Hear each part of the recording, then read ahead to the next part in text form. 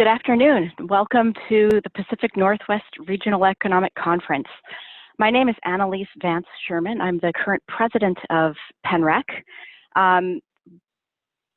We are, just for a little bit of background before we get into the discussion, PNREC is a nonprofit organization that was founded in 1966 to promote the research and education on the economy of the Pacific Northwest. We have historically had an annual conference. Usually it's about 2.5 days. This time, due to circumstances beyond our control, obviously we've switched to a mini virtual format, and we hope you enjoy the program today.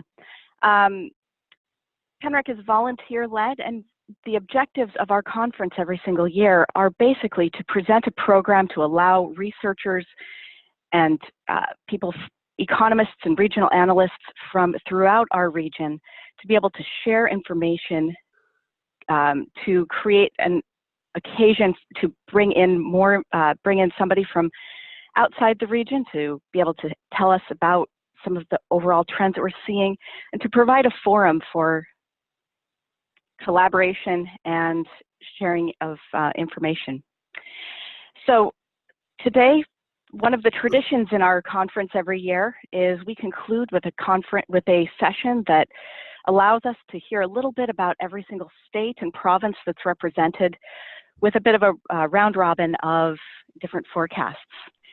We wanted to make sure that this part of our program still happened, especially in light of the new coronavirus economy, the whole situation that's unfolding.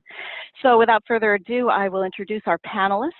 We have full bios on our website, so I'll just go through them really quickly, but we are excited to welcome Tom Potiowsky, who will be delivering the U.S. Outlook and also being our moderator today. Tom is a senior advisor and former director of the Northwest Economic Research Center at the Portland State University. Chris Lawless will be delivering a Canada Outlook, and Chris is from the British Columbia Investment Management Corporation. And we're glad to welcome Dan Stickel from the Department of Revenue of Alaska. Felicia Mutheardy, the chief economist at the city of Edmonton, will be telling us, informing us about the situation in Alberta. Joachim Ram from British Columbia, he's a senior economic analyst at the Ministry of Finance. Vanessa Fry is joining us from Idaho. She's the interim director and assistant research professor at the Idaho Policy Institute at Boise State University. Pat Barkey will be joining us to discuss trends in Montana. He's the director of the Bureau of Business and Economic Research at the University of Montana. Mark McMullen from Oregon, the state economist, will be sharing information about Oregon. Bret Bertolin from the Economic and Revenue Forecast Council will be joining us to speak about Washington, and Roger Coupal from Wyoming. He's a regional economist at the Department of Agriculture and Applied Economics at the University of Wyoming. So welcome to our panelists and welcome to all the attendees.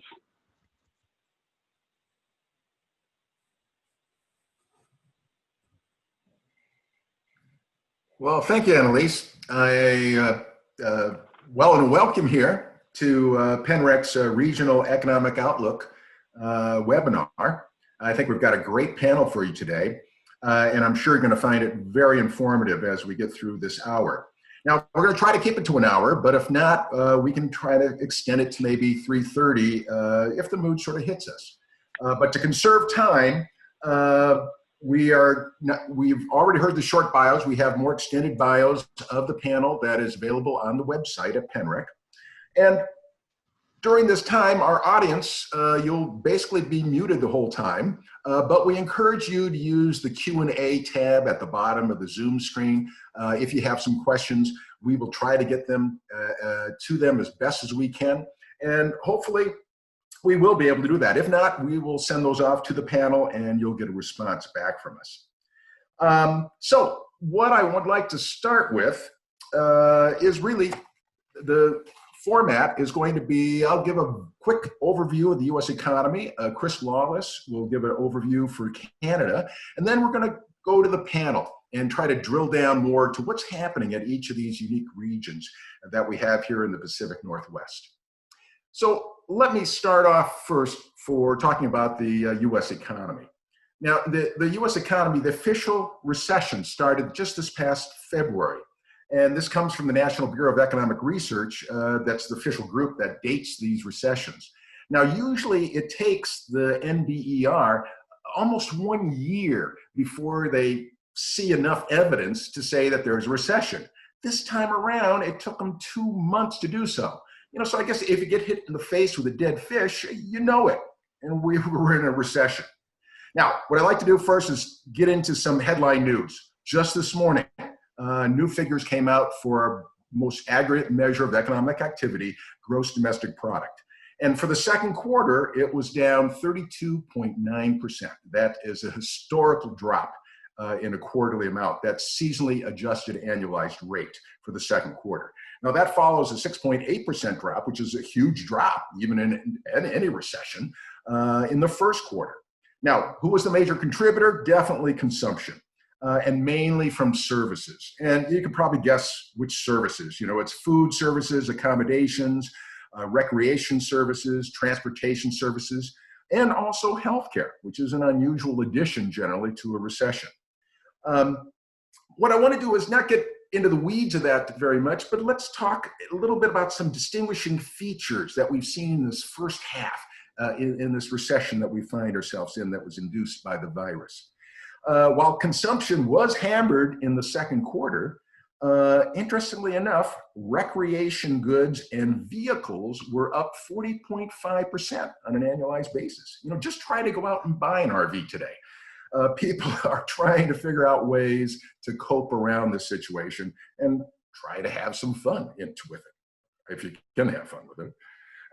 Also, interesting enough, in investments, investment was down both quarters in our national income and product accounts, but computer and related equipment was up 67.7%. I think this is once again a reflection of how you're going to do the work, how you're going to work from home. A lot of remote access was needed, and I think we're seeing that show up in some of the numbers. Healthcare, generally assumed to be immune from recessions, is not immune from the COVID-19, and it was hit hard in both quarters. Pretty unusual for recessions to see healthcare do this. Housing, single and multifamily were actually strong in the first quarter. They were not down at all. They did get hit now in the second quarter, but in a relative sense, they're not hit as bad as we've seen in other recessions. And generally, they're one of the leading sectors to fall into recession. They are now a lagging, in a sense, sector to come into this recession.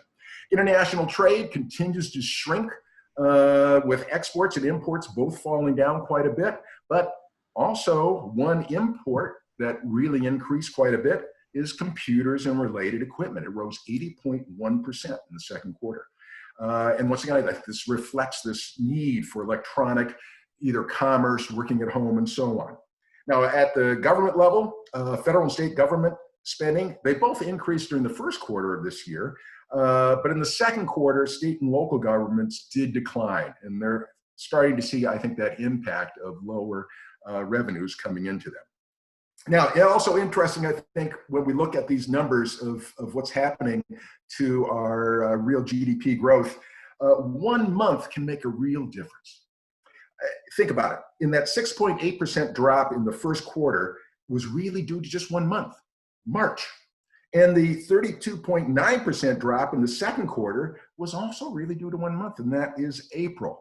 So we have these very dramatic drops that are pushing our numbers around historically only by 1 month. So this is some indication of how deep this recession is going. Now I'm going to do a quick transition over to job markets and just give you a couple of ideas about the job market, what we're seeing right now over at the U.S. We had, historically low unemployment rates in February, 3.4%.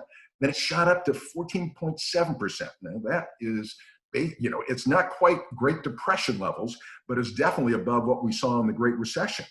And since it's drifted back down to 11.1% in June. Job losses since February. In April, they were accumulated up to 14.5%.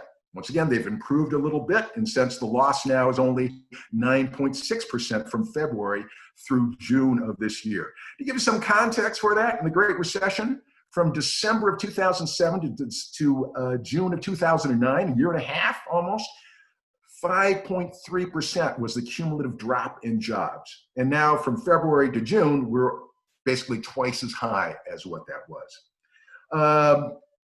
As you can guess, for jobs, service sectors were hit the hardest, and thus the job count was down quite a bit, because service sector is about 70% of all jobs in the US.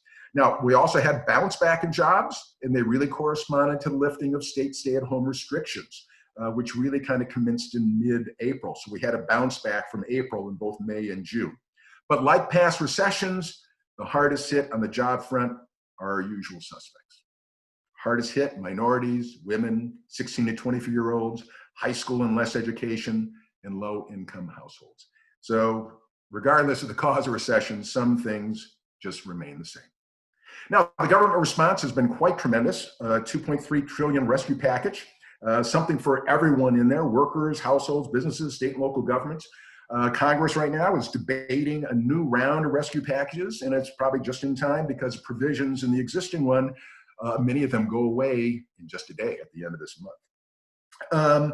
We've also found that the distinction between monetary and fiscal policy in the US is being blurred. The Federal Reserve is almost starting to look a little bit like fiscal policy in terms of some of its policies. The federal budget deficit, as you know, is also going to be growing. And the estimate by the Congressional Budget Office is that the federal deficit is going to reach 3.7 trillion by the end of this fiscal year, at the end of September 30th. That's almost twice the deficit in fiscal year 2009 that fought the Great Recession. Outstanding public debt was above 100% in 2019. Back in World War II, 1946, it was 119%. We will be there based on our spending today and drop of revenues. Now, let's look at a forecast for the US real quick. To paraphrase the Federal Reserve Chair Jerome Powell, path of the economy depends on the path of the virus. Now, this may seem like a duh statement, but this really does point out the great degree of uncertainty for the outlook of the economy, and thus uncertainty for households and business decisions and what government policies to pursue. So I think it's very instructive real quick to look at the path of the economy through the rest of the recovery and the recession. Economists and other analysts seem to like to use the English alphabet to describe this, more at the end of the alphabet, like letters V, U, and W. V is not held in that much regard anymore. It was pretty popular when things first started. It seemed like we're deep in the recession. We're going to come out really fast, but we've set that one aside. The U is you go down and you stay down for a while, and then finally see a recovery. What we saw during the Great Recession. But really, questions started to arise about whether the V thing was going to happen. We started to see a rise in more from the service sector over to the goods producing sector. Bankruptcies were happening in retail and services, really starting to question how much farther, because when you have a financial problems like this, it tends to spread throughout the whole economy even faster. And wondering if businesses will be back for workers if they go under, and also the caution that consumers may carry further on into the future.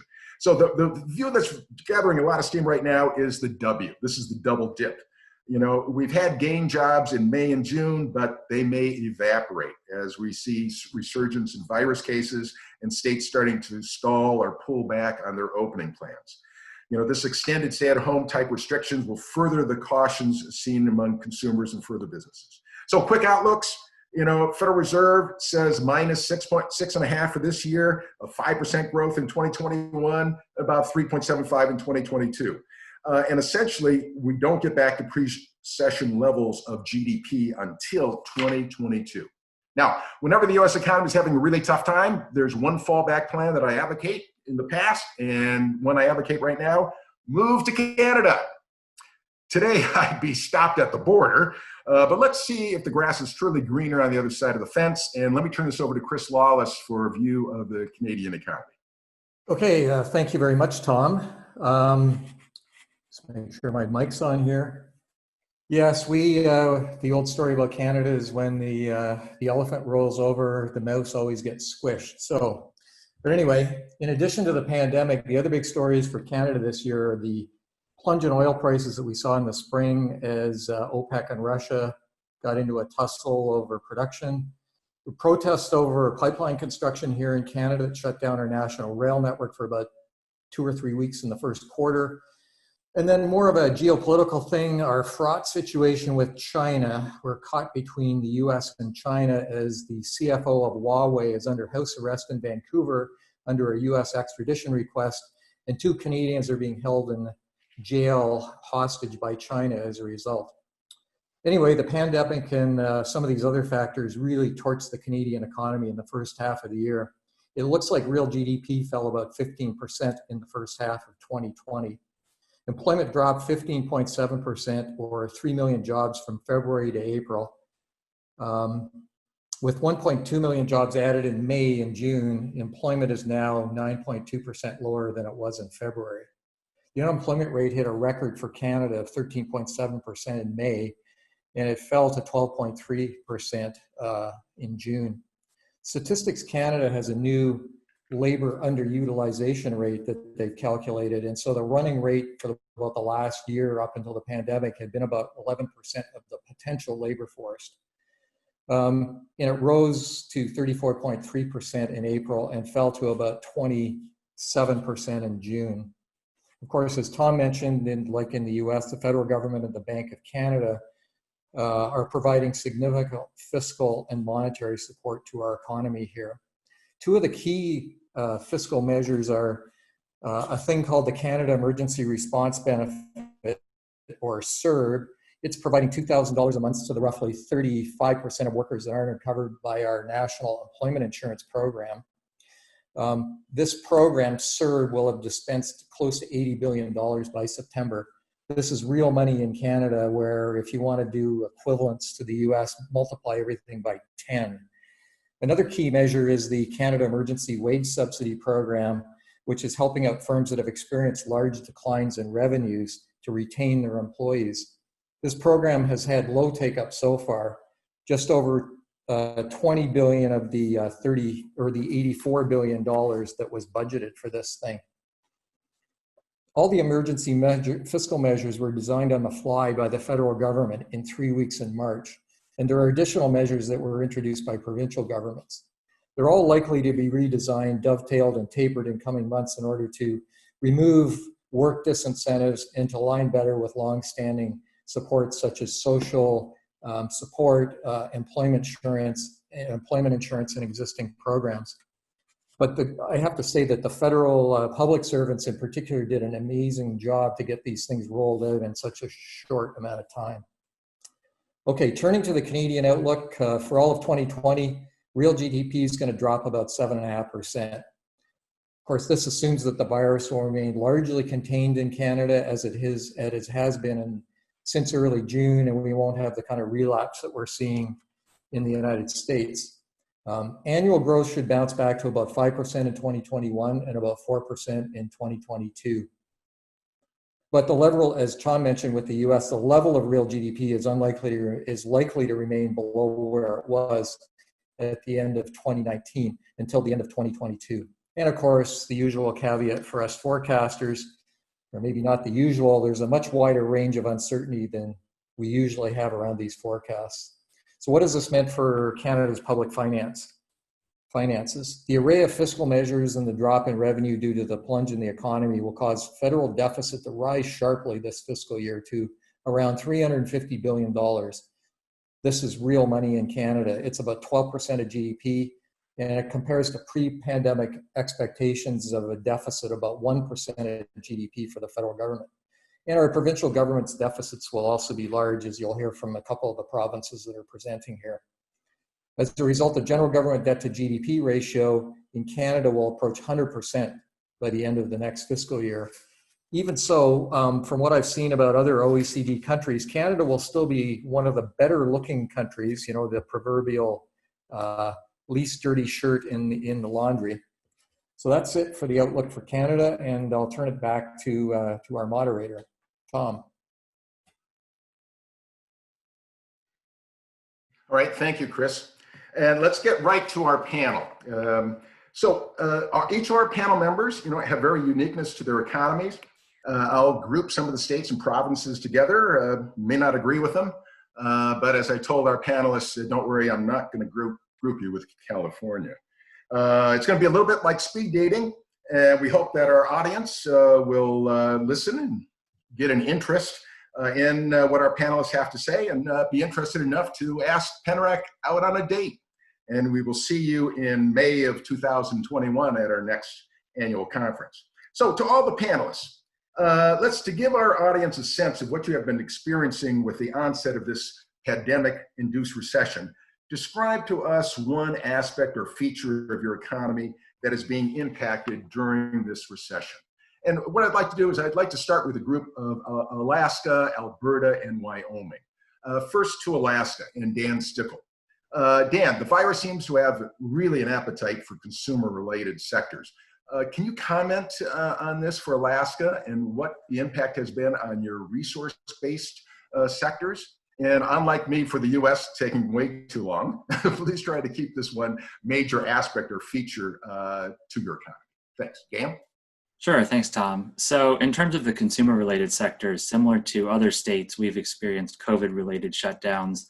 And we were actually one of the first states to reopen. As far as the resource-based sectors go, I'll keep it brief and just talk about the oil industry. So we had a big scare earlier in the spring when global oil demand fell off a cliff and we lost about 30 million barrels per day of demand. And storage capacity was filling up all around the world. There was a pretty big supply-demand imbalance. It actually led to Alaska oil prices going below zero for a day back in April. Development drilling was suspended at our two largest oil fields. Production was curtailed, and several new developments were delayed. As the economy has started to reopen, some of that oil demand has come back. Industry has started working through some of the supply-demand imbalance. We have seen the production curtailments reversed, so most of the oil fields are operating normally. We're still waiting to see what happens in terms of development drilling and new developments. Those are activities that will be really key to future production and future state revenue.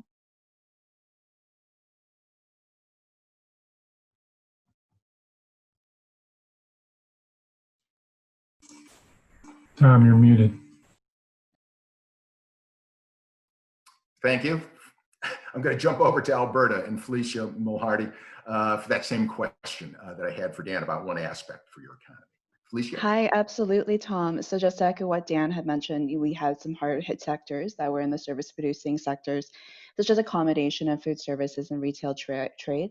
In terms of the primary sector, our resource-based part of the economy, this is one where there was a challenge even before COVID, and then post-COVID, even more of a challenge. Dan mentioned in terms of prices turning negative, and that definitely sent it was a scare in terms of our views of the potential, even the recovery of the oil and gas sector. Now, the latest data underscore the challenges faced by this sector in Alberta. Prices are down, active drilling rig counts in Alberta are down, production is lower, capital expenditure plans have been lower for producers of this year. In terms of the resource, well, we have the broad grouping, mining, quarrying, and oil and gas extraction. As a sector, it accounted for 16% of Alberta's economy last year. Now, challenges faced by the sector have an outsized impact on our province relative to many other provincial Canadian provinces, as well as in other sectors, including manufacturing and construction. So when we turn our sights towards an economic recovery, this is one where we placing close attention to the performance of the oil and gas sector, just based on its representation of our broader provincial economy.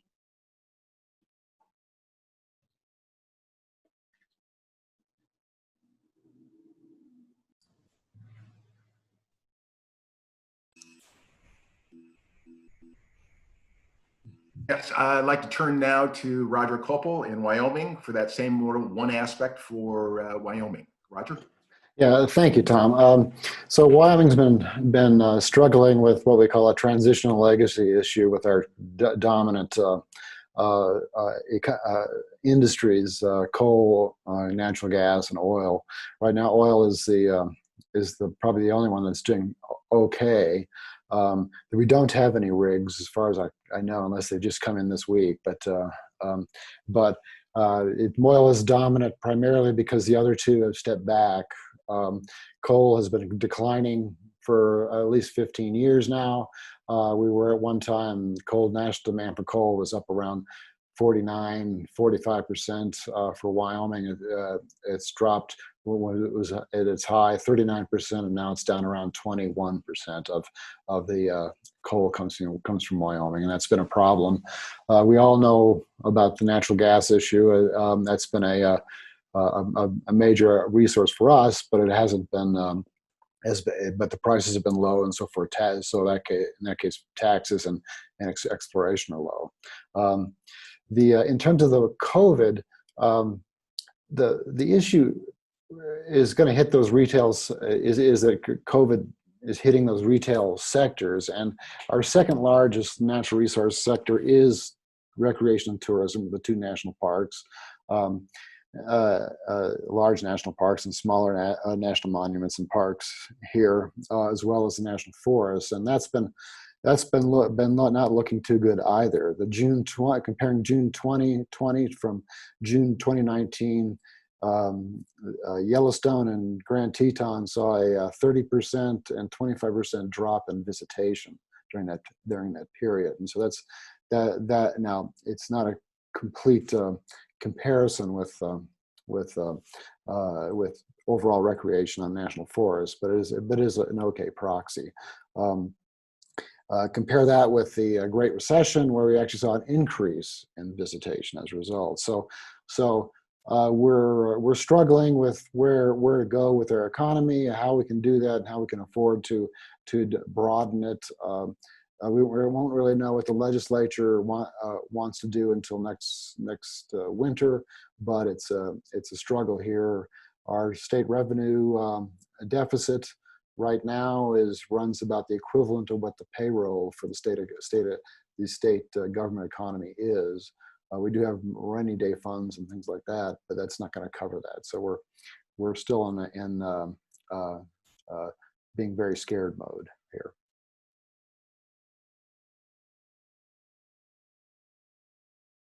All right, thank you, Roger. Now I'm going to have another grouping. I'm going to go to the side-by-side states of Idaho and Montana. And let me start with Vanessa Fry in Idaho. Idaho's seen quite a bit of increase in migration of population. People seem to really like to go there. Now, I'm not singling that out necessarily as your one feature about Idaho, but can you tell us what aspect of Idaho's economy that we should know about that's being impacted by this recession? Definitely, and thanks, Tom, for that question. So Idaho is beautiful, and people seem to have finally discovered that. And we've been seeing in-migration from large urban centers for quite a few years now, and the forecast is that's going to spike even more than it already has. The concern, though, is that we already had a housing shortage, and we're not going to be able to keep up with the demand that's coming in from these other areas. Most of the people that are moving to the state, or quite a few of them, I should say, are coming with a little bit more cash by selling in large urban centers, and they're coming and they're really driving the housing market up. And that has not been affected, it seems, in the least bit with COVID. We've seen even more pressure on some of the more popular areas in the state, including resort areas like Sun Valley and even Boise. So it's we're trying to stay very positive with that, because we know that we're probably better off than some states that are seeing an outmigration as far as recovering from the economic downturn. But we're still seeing some of our industries hit. So as Tom mentioned, one that wasn't maybe intuitive is the healthcare industry. So that's still seeing, when we look at our unemployment claims on a weekly basis, they're still up there at the top. But one of our largest industries, agriculture, really hasn't been hit at all. So I think we're doing a pretty good balancing act here. The state was one of the last to close and first to open, although now we're seeing that is not doing good for the impact on our COVID infection rates. So we'll see how this new spike in infection rates further affects our economy.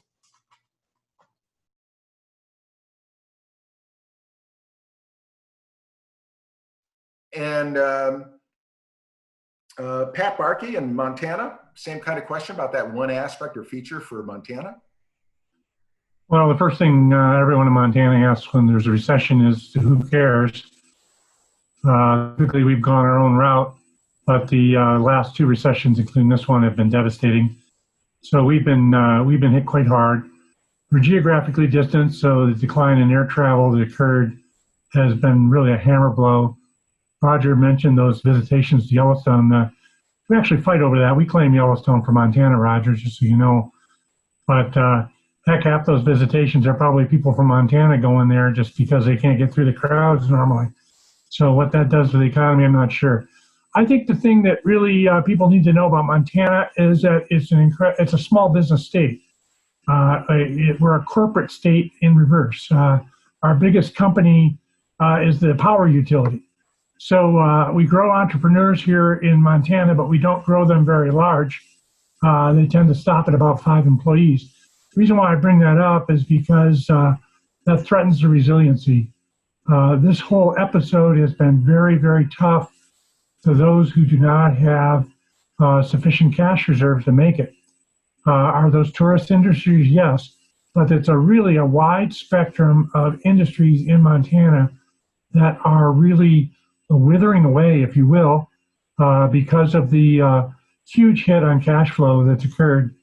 And one last thing I would mention that hasn't come up in the conversation yet, and that is this is a global event and supply chains have been seriously disrupted.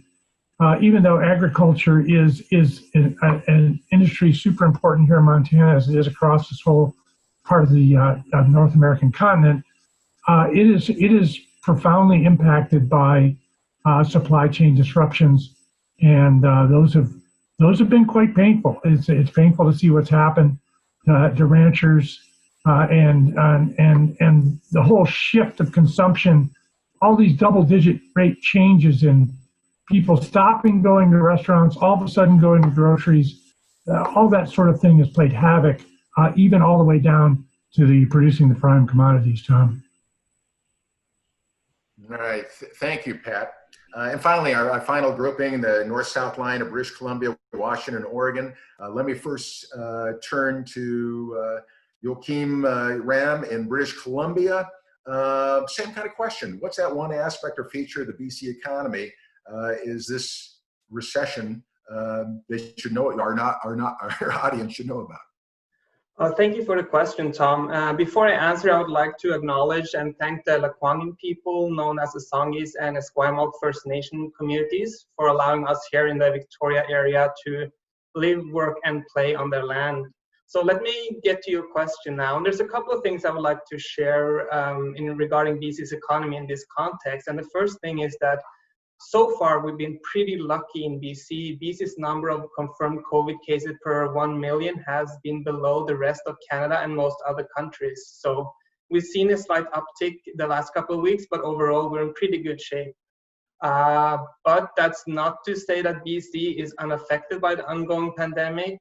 Under a scenario presented in the Ministry of Finance Economic Fiscal Update released about 2 weeks ago on July 14th, BC real GDP could decline by as much as 6.8% in 2020. To put this in context, BC real GDP fell by 2.4% in 2009 and 6.4% in 82, which are the only annual declines in BC real GDP in recent records. BC has a strong financial foundation before the crisis, as you mentioned, with surpluses projected across the 3-year fiscal plan and among the best debt matrix and credit rating compared to all other provinces in Canada. But these are without a doubt a very challenging time for all British Columbians across the board. All right, thank you, Joaquin. Bret, Bertolin in Washington. Same question directed to Washington.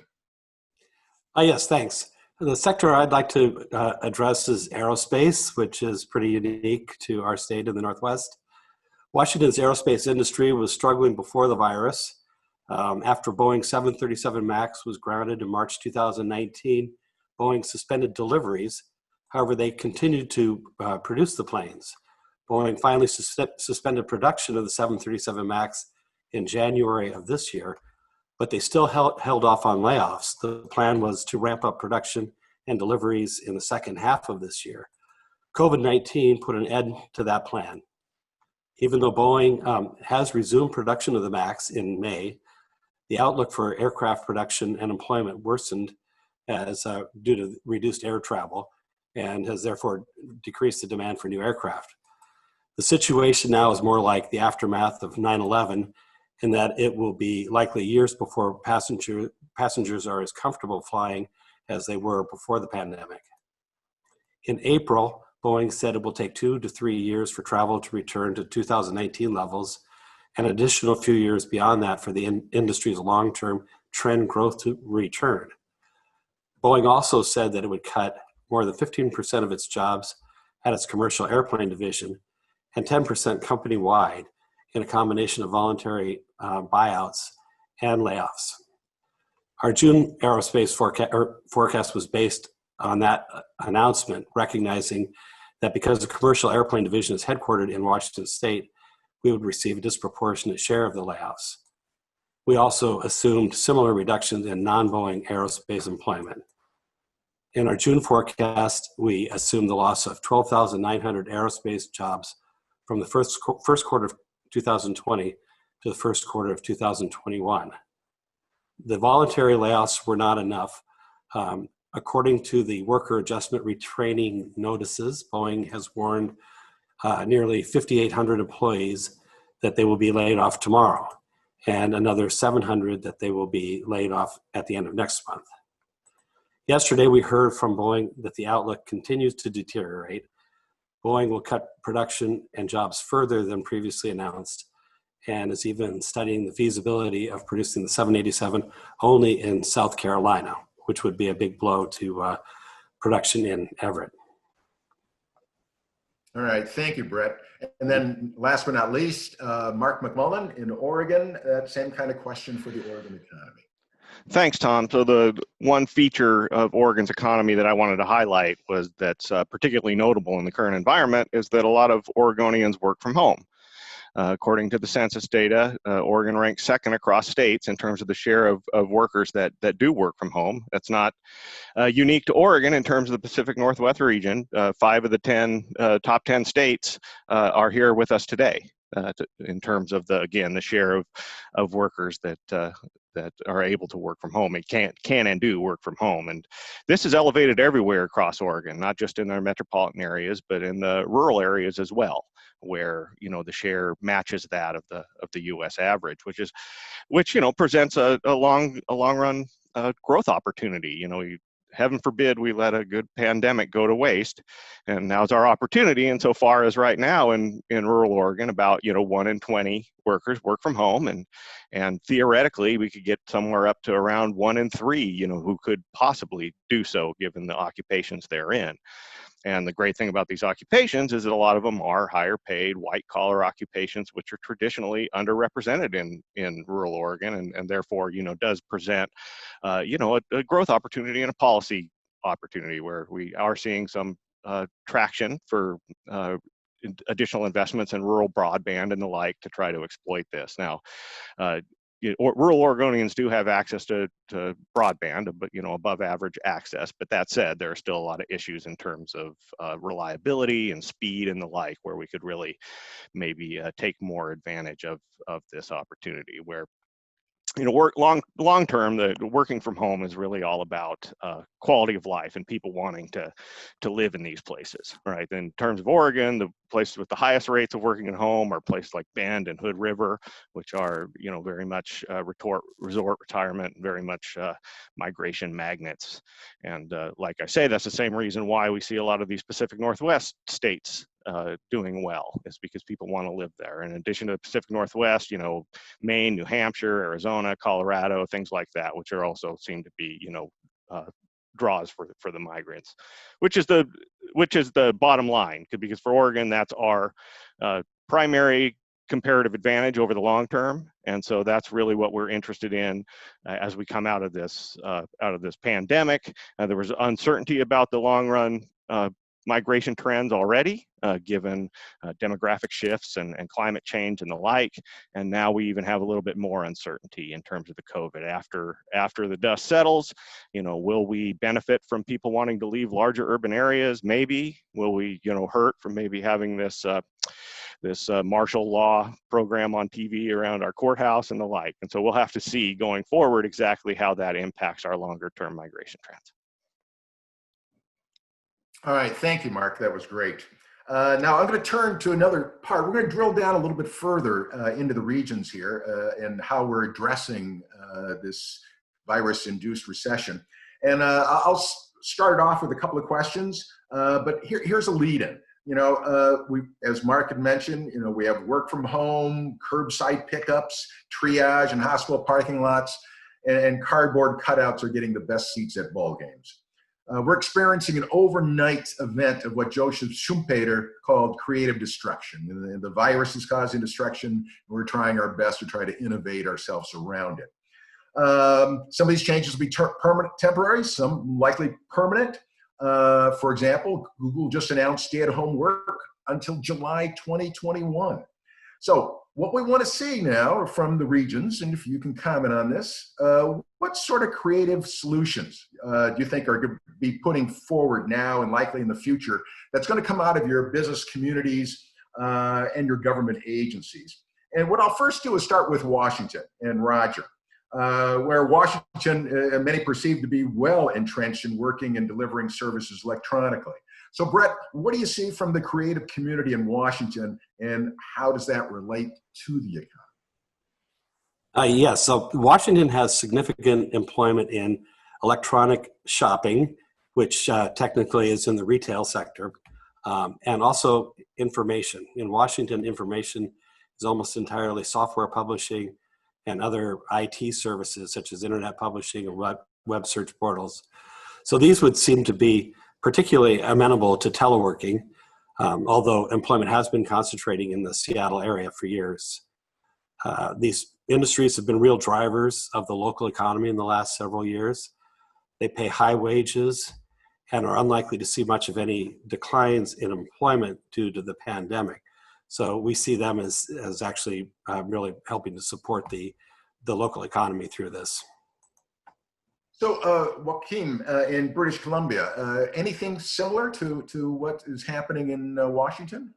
Yeah, I mean, this is a very interesting question, and I believe we'll see much more of these creative trends in the coming months and years, but there are a couple of examples that I would like to mention that we already seen here in BC, and the first example is the temporary authorization that permits food primary and liquor primary licensees to sell and deliver sealed packaged liquor products along with the purchase of a meal for offsite consumption. And what this means in practice is if you order a burger from your favorite burger joint for pickup, you can also get a beer with that. Or if you order a pizza, pasta from your favorite Italian restaurant, you can get a bottle of wine delivered with that.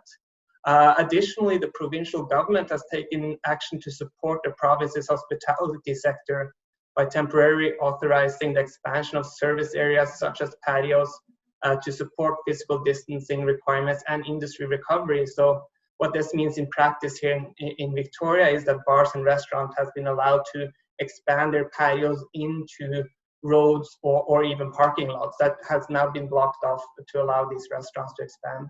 Another example, the last example I would like to bring up is that for people who are experiencing homelessness, the closing of public spaces like libraries due to the COVID pandemic has reduced connectivity options and created barriers to access support and services.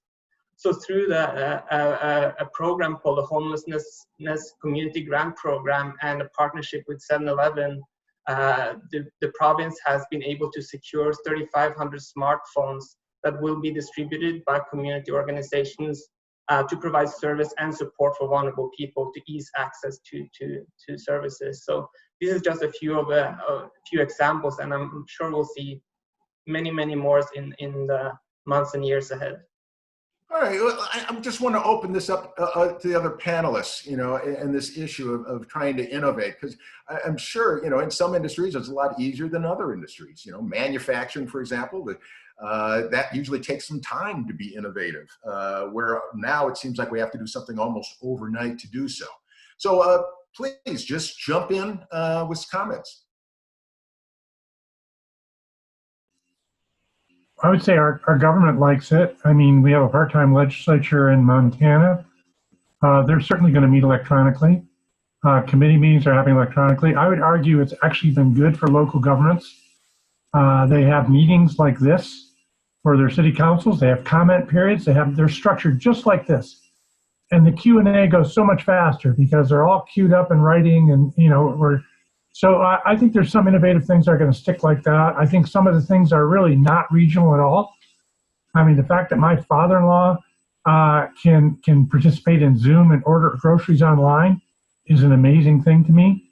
And guess what made him learn? These kinds of things are no different anywhere you go, even outside North America, obviously. I think some of the innovations are overblown. I think the big one that is important for Montana is going to be, what is this going to do to population distribution? Are people in Manhattan and Philadelphia and San Francisco going to wake up one morning and say, I don't really need to live here? They're going to get a map out and they're going to come to places like the Mountain West. Is that overblown, or are our cities really going to change in the future? That remains to be seen. I think it's overblown at the moment, but right now I'll tell you, real estate markets have no inventory in Montana because all the properties are getting snapped up by folks who have multiple offers. So I think it was Vanessa that mentioned housing prices. I can't remember which panelist did. That's certainly the case here. Yeah, that's interesting. I think some of the landscape that may change too is if everybody's working from home, what do these metropolitan, large cities do with office buildings? I mean, will they be as needed as they were before? So any other comments, please? Yeah. I think to follow up what Pat and Vanessa said, Wyoming has a pretty good real estate boom too. I mean, I have had people call me from Washington, D.C. asking about working conditions out here because they look at the map and doesn't seem like there's a lot of COVID out here, but there's a lot more than they think. But so that is an issue, and we're working at home. I tend to be on I'm working periodically in the office especially when I do Zoom, because there's construction equipment going on right outside my door, so I can't really hear very well. But it is an issue. And then, like Joaquin was saying, that we've got plenty of the food, carry out food things, and even some communities like Laramie, for that matter, but not just Laramie, they're now relaxing open carry laws. And I think once the students come back, that will stop. I think the police are a bit worried about that, and we would be too. But yeah, they've relaxed that too. So they're looking for ways to innovate and be sustainable. All right. I have one additional. Go ahead. I'm sorry. Okay. Vanessa. One additional thing to add outside of the housing category. What we've seen here in Idaho is at the beginning, when we had the stay-at-home order, places where individuals are incarcerated, so juvenile detention and jails had to rethink about reducing their populations. And so we've seen some innovations in the public sector to think, well, maybe we can release some of these individuals back out into the community under certain terms and conditions. And so I'm doing a study right now to look specifically at the juvenile justice system. And we're seeing youth go back into the community, again, under terms and conditions and sometimes electronic monitoring, and they're not reoffending. And so maybe the question is, maybe we're incarcerating at a higher rate than we needed to. And so maybe we'll have some cost savings in the long run, and those individuals will stay out of the juvenile justice system, which is going to be better for their long-term well-being, economically and otherwise. Oh, very interesting. So I'm going to turn to trade and tourism. And first on tourism, Dan in Alaska, I think cruise ships have been unfairly labeled as floating Petri dishes. How is tourism being impacted, and what has been the industry response to that? Sure. So this summer's cruise season was delayed several times, and it's now essentially canceled. So this whole beautiful city that you see behind me has been just a playground for the locals this summer. We lost about 1.4 million cruise ship passengers. What next year holds is really uncertain. So we've had a lot of seasonal businesses that never opened or opened at partial capacity, and we had lots of seasonal employees that never came to Alaska because the industry didn't really get going this year. There is some independent tourism. We've seen things like fishing lodges open and some charter fishing with testing protocols and social distancing around that. But the cruise industry being the big driver, I understand that is going to be starting up in the Caribbean first, and they're going to look at running some cruises at partial capacity with different restrictions. So we'll have to really wait and see how that turns out. Here in Alaska, we have a lot of smaller communities, and we're pretty limited in terms of our healthcare capacity. So, it's important to protect the communities while also balancing that against tourism being such a big economic driver. Yeah, and Roger, I was in downtown Portland the other day. On the side of a public bus, I saw "Come visit Wyoming." So what's tourism doing in Wyoming? Well, in general, because tourism was actually what kind of saved our bacon in the recession, I think we were hoping it would occur here. The parks, the Montana national parks that are in Wyoming, actually opened up a fair amount of access, though they're being pretty responsible at trying to keep it down to and focus on social distancing. The Forest Service had closed high density locations and parking lots, but they've opened those up now. So we're doing okay there, though I would say that maybe it's because I'm just north of the Colorado Front Range, but there's an awful lot of people in the forest right now, and they're not really practicing much social distancing either, or masks. So I'm not sure how that's going to work, but it is getting crowded, and our tourism bureau is trying to get more people coming here, and it's good. The parks, the national forests are important, so we're okay with that. But it is all we've really been able to do is get the agencies to open things up. The hotels still have restrictions. If you stay in a night in a hotel, you're supposed to. I don't know how much enforcement's going on here, but enforcement. But after you leave, they clean it out, disinfect it, and they open up the windows for 24 hours, and then they can put somebody else into it. That kind of a thing. It's an interesting process, but they're required. That's what our governor requires. So it's a struggle, and we're still trying to figure out what works and what doesn't. But there's not a lot of in the high non-resident areas, recreation areas. You do see a lot of non-mask wearers and not much social distancing. So it could come back and haunt us. Yes, the great things. So Pat, it's almost a do or not kind of situation. You're relatively low on virus count, but do you really want people to come to Montana? That doesn't make any difference what we want. They're coming. There's no question about it. I think the thing I would clarify about tourist season, I run into this a lot in our state, is everyone is a tourism expert, because I'll tell you how crowded the roads are. Tourism are in terms of the economy, tourism means tourism industries. And I'll tell you that the tourism industry is already 60% of what it was planned to be in Montana. There are many, many businesses that did not even open. They could not justify it.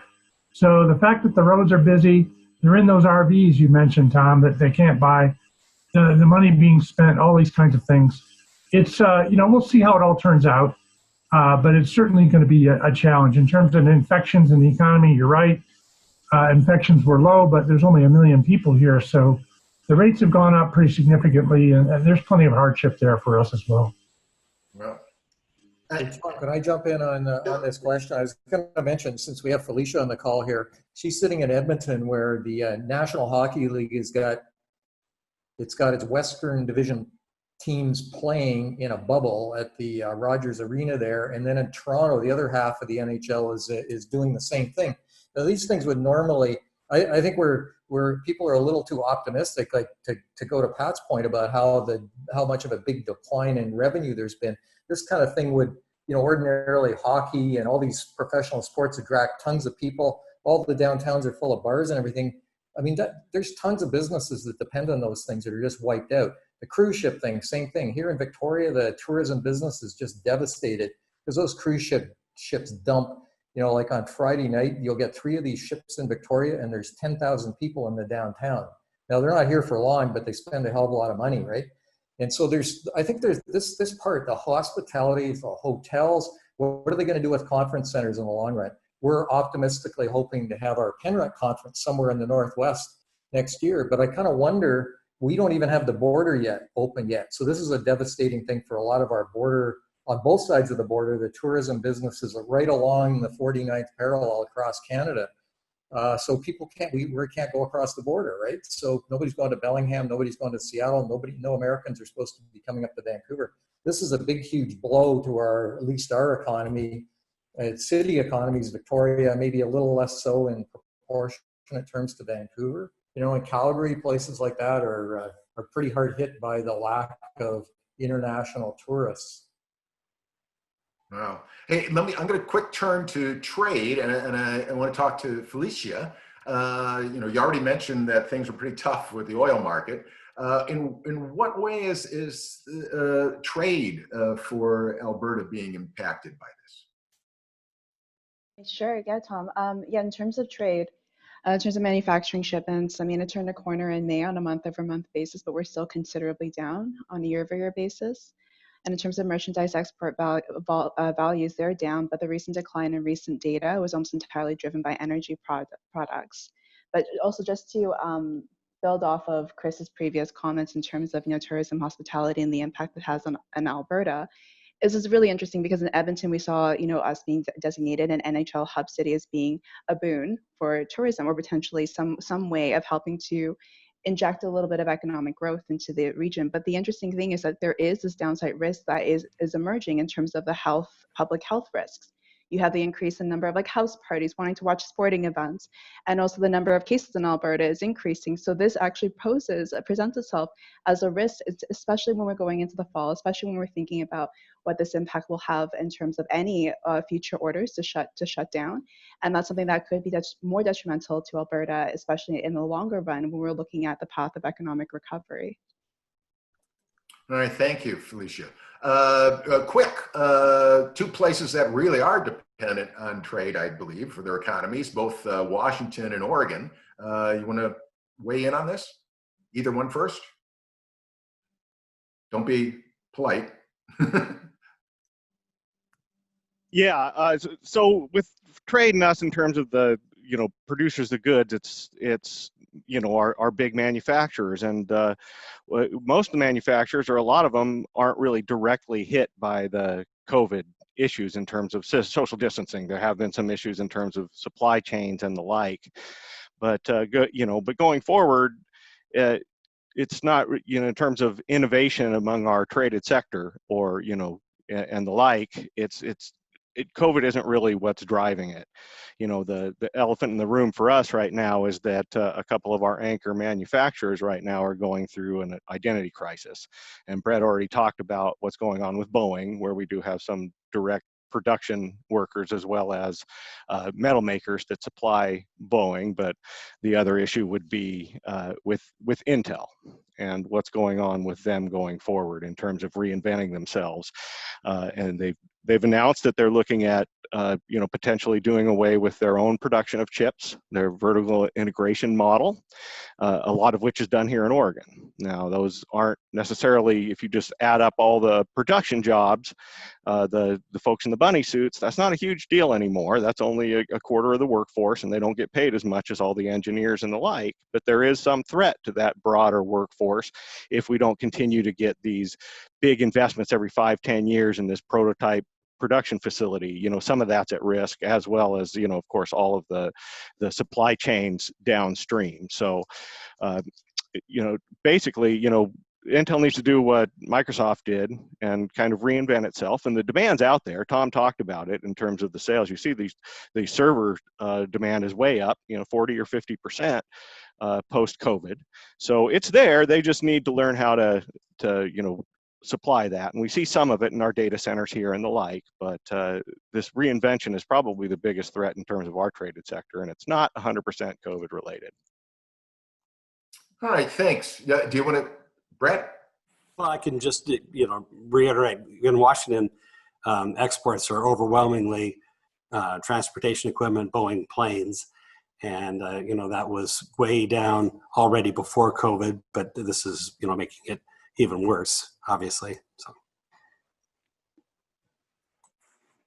All right, thanks, Bret. So what I'm going to do is I'm going to quick move on to our last segment of the panelists, because we do have some questions that have come in. I'd like to get to those. And really this last one is saying, hey, what is your outlook for your region? I described when I was talking about the U.S. about the U shape and W shape and so on. But when do you think your region is going to be coming out of this recession? And when will you finally get back to where you were pre-recession levels? What sectors do you think are first and last to come out? And we're running a little after 3 o'clock. And so what I'll do is just chime in and ask each one of you quickly to sort of weigh in on that. When is the recovery happening? What are the sectors, fast and slow, in that recovery? So let me go to Dan in Alaska. What's your view for Alaska? Sure. So it's hard to put a date to it, but right now Alaska's economy is really being propped up by government stimulus at all levels and government support. To have a full recovery, we need to get the private industry and the private economy going again. As a resource state, I think having a healthy resource industries is going to be key to that. So we're looking for things like a recovery in oil prices, commitment to new oil and mining projects, a strong fisheries industry, tourism coming back. And all of those things depend on COVID, what happens with COVID, and having a strong global economy. All right, thanks, Dan. Felicia in Alberta?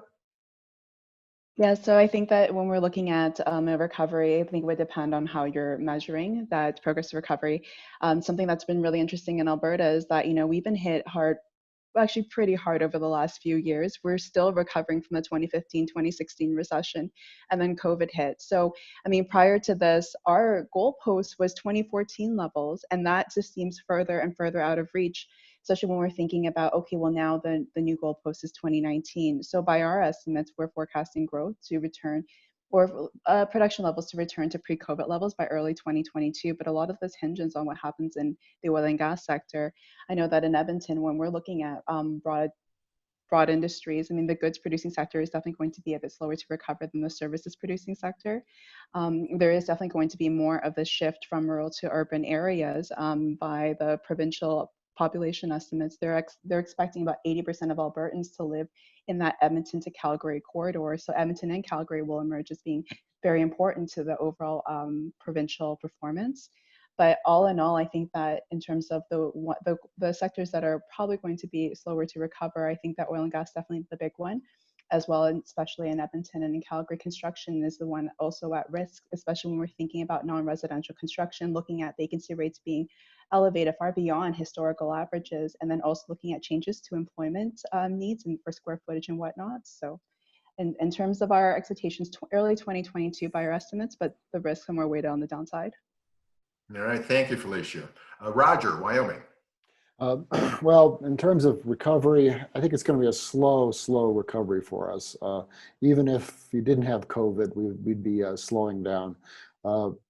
would be slow because of the decline in coal and natural gas development, and so we don't see even if they did get the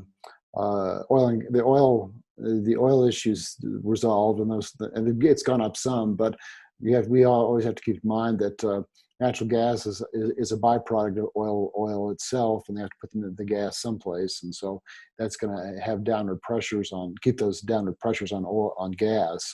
So now we could say that the tourism will compensate us to some extent, and it probably will. But we always have to consider two aspects about the tourism industry here, and that is that, first of all, wages and salaries are low compared to the energy sector, and so it's not going to be an income generator like the energy sector was, and then finally, the tourism, at least so far, is not wired into our state and local government revenue operations yet.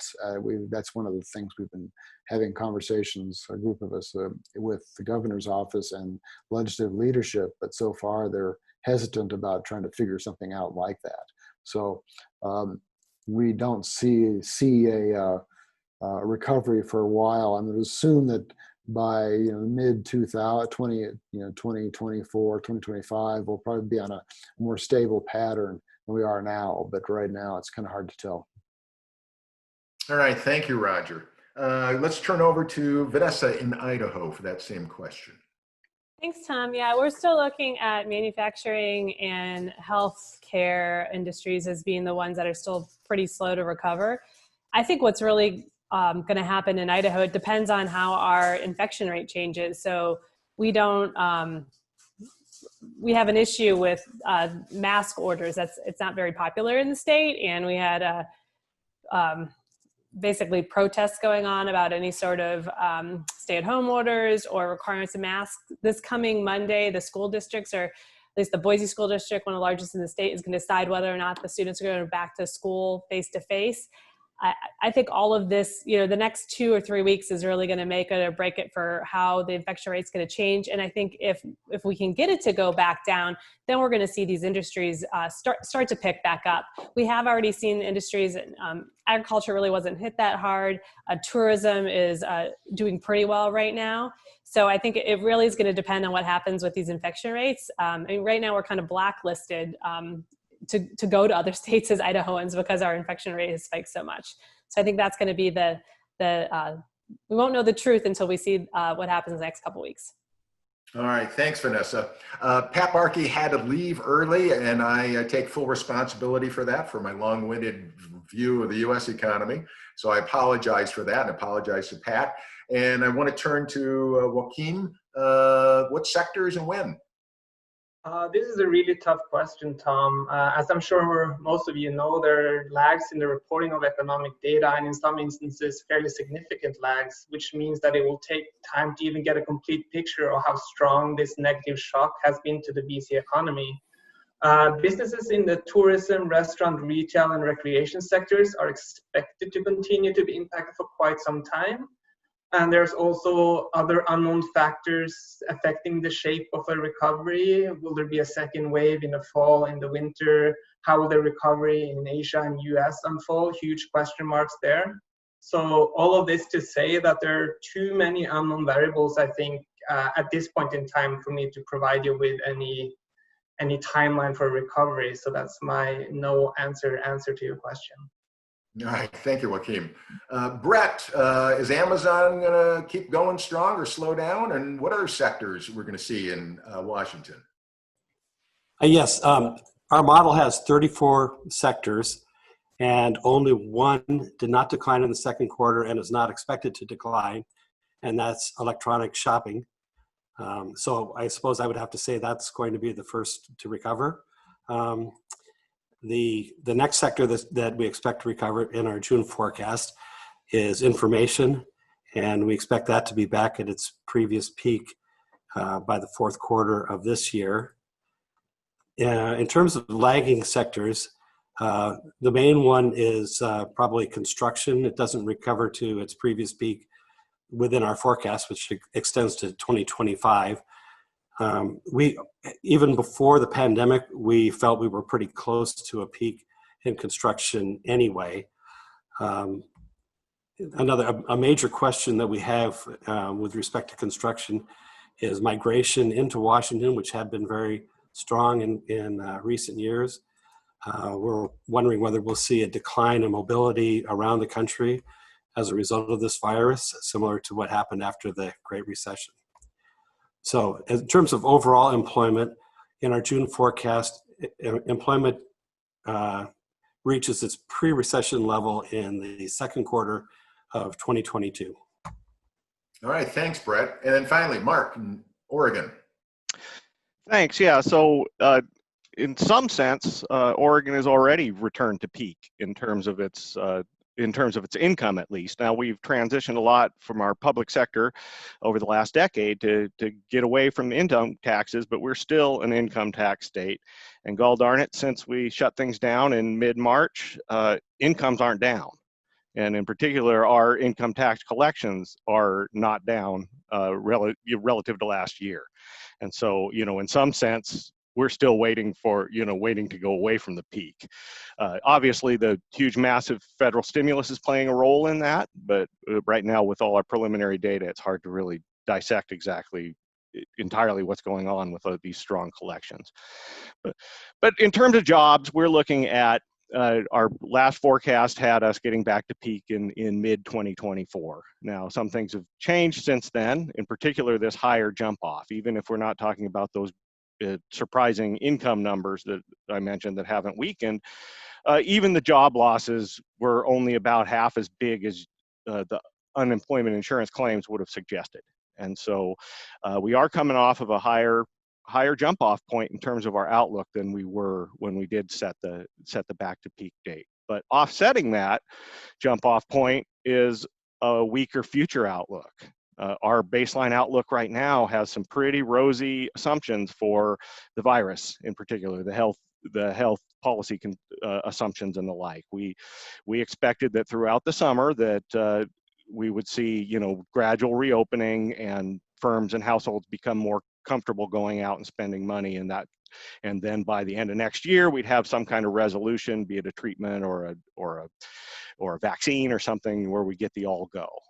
Our pessimistic scenarios were more of this double dip, looking at rising infection rates through the summer and fall, like we have, potentially either freezing the reshutting down or freezing the reopenings, and or people being afraid to go out, which is what we're seeing now. So you trade off the stronger jump off point with weaker growth, and we're probably still somewhere in mid 2024, who knows. So in terms of the pattern, we see professional business services, healthcare coming out first, and then coming out last are industries with longer term issues. As Tom mentioned right off the bat, this recession's different in a lot of ways, but it's not entirely unique. And Tom was talking about different types of households and populations that were hit disproportionately hard by the recession. Well, durable goods producers, resource industries never like recessions, and they're going to be probably the last to come out, along with other industries that have longer term issues like the brick and mortar retail trade and the like. And so one maybe surprising aspect across industries in our forecast is that we're not that pessimistic long-term about leisure and hospitality. It's certainly the tip of the spear right now, and the ones that are shut down, and the industries among those, with entertainment and the like, that really get hit hardest by the social distancing and the shutdowns and the like. But longer term, there really has been this shift towards more leisure and hospitality spending. A lot of it has to do with demographics, but we've really seen this shift over time away from eating at home and toward eating out and the like. And once the dust settles, long term, I think the industry's outlook is relatively strong. All right, thanks, Mark. It's kind of interesting. The U.S. general outlook is you get back pretty much in 2022. Oregon seems to have one of the longer viewpoints of, at least in the job front, of being able to finally get back to pre-recession levels. Other places sound like 2022 is about the time that happens, for example, in Washington, sort of mid-2022. So anyways, this is great. Thank you. And we have some great questions. We're around 3:15 right now, 3:17 Pacific time. So let me throw out one question to the group here first, and then I'll review some more questions. We'll get maybe some more out. Question here is, small businesses seem much more vulnerable. If lockdowns, partial lockdowns, delayed reopenings stretch longer, what percentage of firms and jobs might not reopen? Seems like bankruptcy might be the only way out. Comments? Tom, here in Canada, the Canadian Federation of Independent Businesses said that they think about 40% of their members are going to be gone inside of a year, notwithstanding all the government supports and everything. I mean, these guys have got, huge challenges, and many of them are restaurants, of course, right? They got a social distancing. They weren't making money when they could fill up a restaurant, and Yo can mention a few things governments have done to maybe ease the burden a little bit, but there's just these huge issues. Landlords don't want to landlords don't want to participate in these government things where they've tried to had rent relief and stuff like that. So I would take that with a bit of grain of salt, but I think there's just carnage among many of these places like restaurants and nail salons, things like that depend on walk-up traffic. They have social distancing issues. So I think there's, that's just one metric. I don't know if that's how credible that number is, but that's been corroborated to some extent by some of the Bank of Canada's business outlook surveys and things like that. So, unless, as Mark mentioned, if we get a vaccine sometime in the next, 6 months, or maybe that's all going to change, but we all know that it's going to be really tough to get everybody vaccinated, even if we do have some medical breakthrough. Anyway, I'll stop on that. Wyoming, I was at a webinar with or a Zoom meeting with a bunch of local government leaders in a county northwest of here, and they brought up that issue too. And their argument was that awful lot of these people that own the Main Street and tourism-based businesses are either well in their 60s or 70s, or at least their 50s, and so there's a distinct possibility they could just simply shut down permanently because there isn't the demand for their services, and so it would take some doing to replace that kind of human capital. We could do it, of course, but it would be a slow adjustment in a lot of communities, and that depend upon that tourism and Main Street demand level. All right, thanks. I'm going to turn just this question and it's geared towards Canada. So Chris, Joaquin, and Felicia. And I'll just read it. It's a little hard to understand a little bit. It says, I am interested in Canada's new labor underutilization measure, which was above 30% in Canada.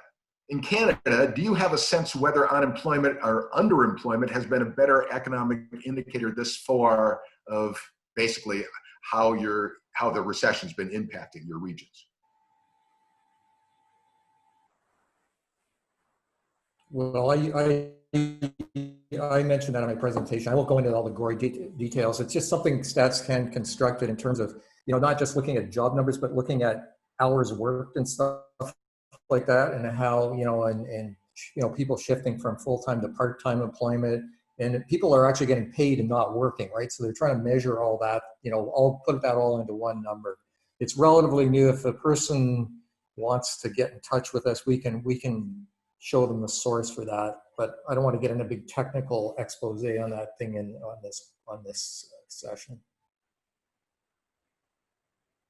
All right, Joaquin or Felicia?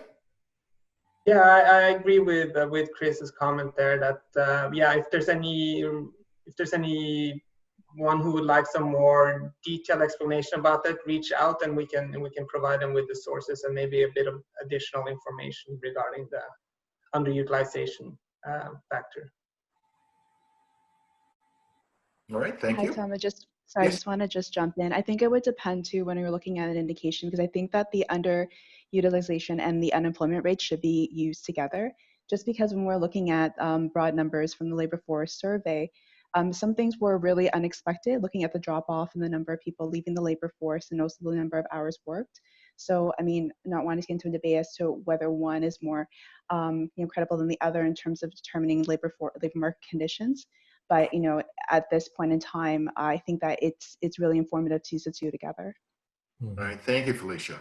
Now, we had a question related to housing markets. It's kind of a two-pronged area that they're looking at. One is, what's going to be the impact if these eviction, non-evictions go away and they're not, put out longer period of time.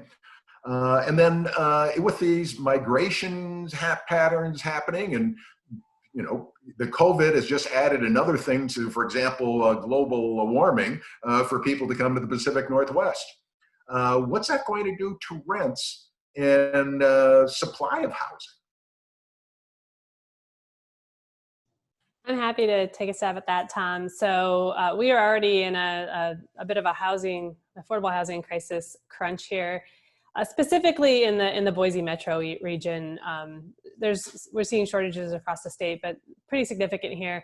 Home ownership rates were at below a 1% vacancy rate, which essentially means there's nothing to buy. And that was before COVID, and we're still seeing the market continue to be hot. We have a high level of concern for those vulnerable populations that were already experiencing housing instability. So those ones that were at paying 30% or more of their household income on rent or mortgage costs. So as a state, or at least a community here in the Boise region, looking to see if we can have some mitigation efforts to help prevent any evictions. The state did stop basically any court evictions filings, and I'm hoping to get a report to see if those have picked up since that order ended. And but it'd be a tremendous cascading effect that our community would have a really difficult time handling. We certainly don't have enough room in emergency shelters to support an influx of people if they get evicted and there's no homes for them to move into. All right, thank you very much, Vanessa. I've got a little note here saying that the hook is coming in to take me off. I want to thank all our panelists. You've done a wonderful job. I apologize to those that submitted questions. We'll try to get those out to people. And let me turn it back to Annalise to close things out. Thank you for attending. All right, thank you so much to our panelists for joining us today. And Tom, thank you for moderating. And thank you to all of our participants. You're the reason that we're all here. This has been recorded, and we will be posting a copy of this that you can reach soon. So be looking out for that. And for anybody who is not able to join, that information will be available. Again, PNREC is, we host a conference every year. We hope to have our usual in-person format in spring of 2021. If not in person, we'll certainly figure out in this new age of Zoom and figuring out technology. We hope to see you in person or virtually in 2021. We'll be in touch. Thank you so much.